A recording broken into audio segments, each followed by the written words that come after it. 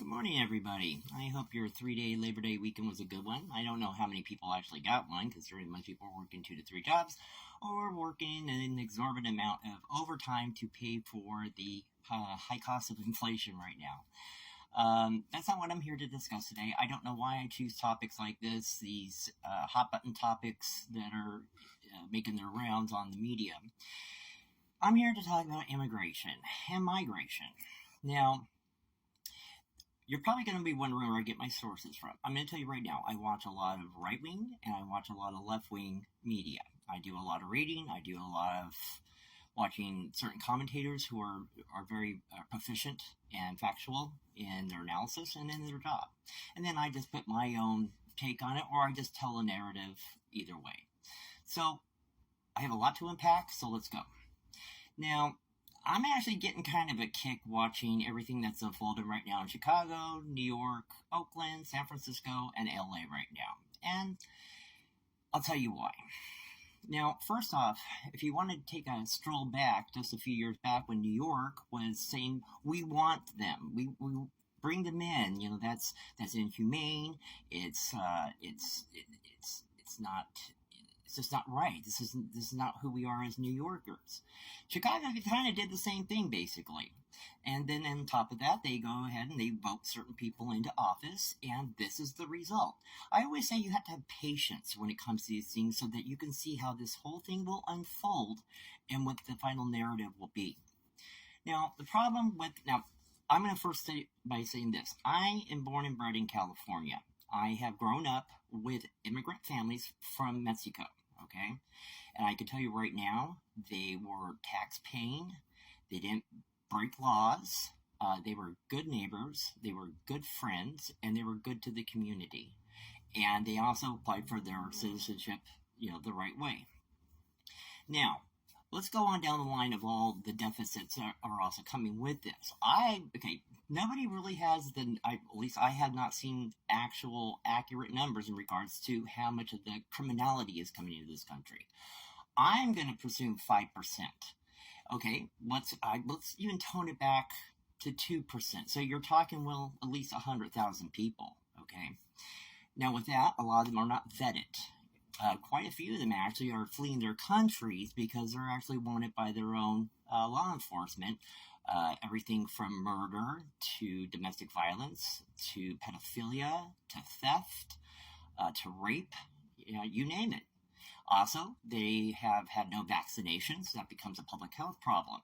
Now, with this, they all say, well, we're fleeing our country so we can have a better life. Now, mind you, a lot of these people who take these treks, very dangerous trek, by the way, and why they would succumb a child to it, I have no idea, because a lot of people do perish in the journey trying to get to Mexico to get into the United States.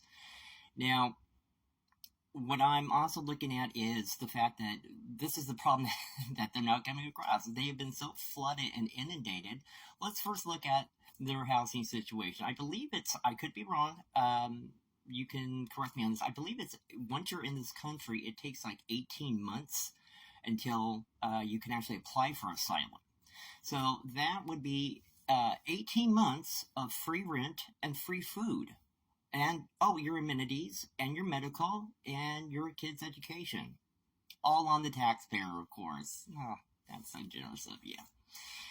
Now, the problems in that, this has been recorded. This has been discussed in great length in regards to the problems now are manifesting. Number one, the properties that these people are staying in, they're trashing them. I mean, straight up trashing them. They tend to have small fires in their rooms due to the hot plates and cooking things that they jimmy rig into the room. Also kicking, punching the kids, drawing on walls, all that kind of stuff. Plus, they leave their trash everywhere, not only in their own facility, but they also leave it on the street. Mind you, these people who live in these neighborhoods with all this, they take pride in their neighborhoods, and they used to be quiet neighborhoods. Now they say they're rampant with partying all the time. The women are prostituting themselves. The men are smoking pot and drinking and having loud parties all ends of the day and night. They're obviously not working, but there's got to be something that they can be sourced out to do at this point to, I don't know, pay for the rent and the food that they're receiving from the generosity of the politicians. Because I can tell you right now, the taxpayers are pissed. But you know what? Once again, you put yourself in this boat. You voted these people in. Chicago is having the same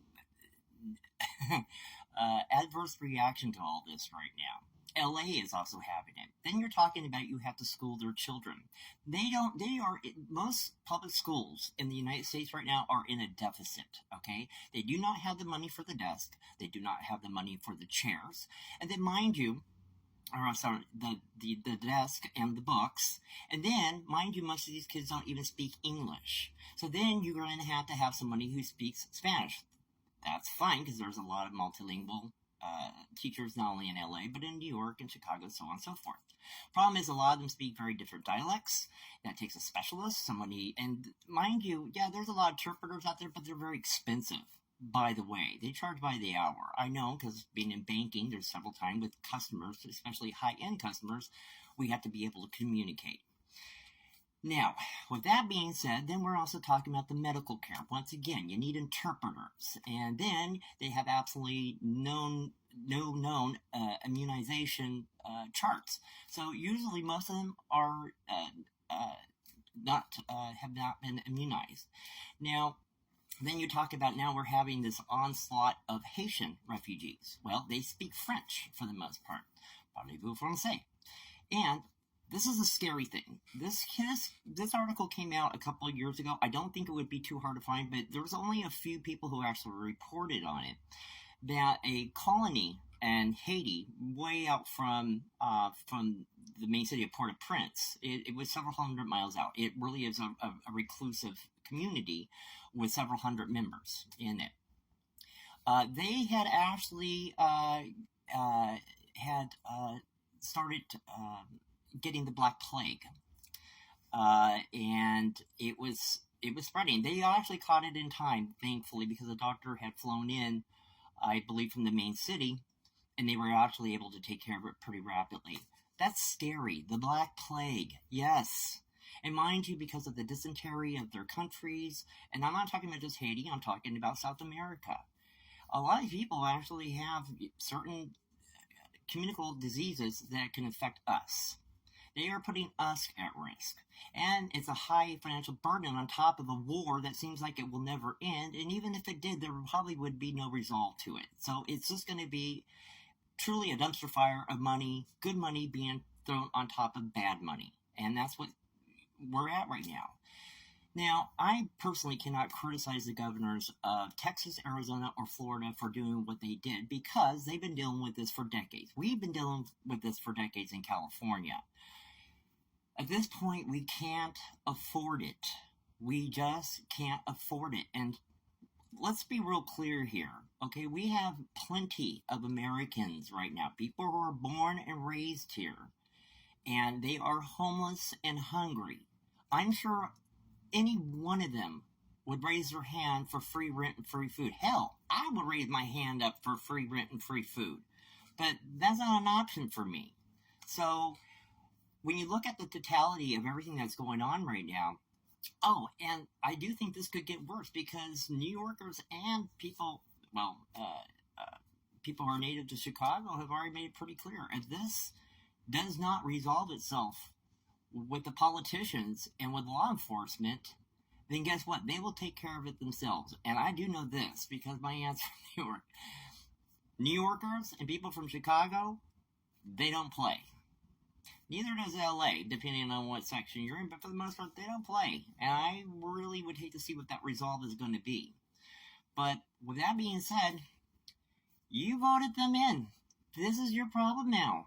You better fix it. You better get another politician in office who's willing to clean house, get more cops on the streets, get more people in our immigration offices to fast track this stuff and get who needs to get out and who can stay in and move this process a little bit farther. So please give me your opinion and your foresight. I'd love to hear it.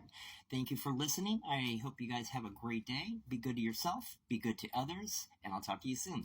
Thanks for listening.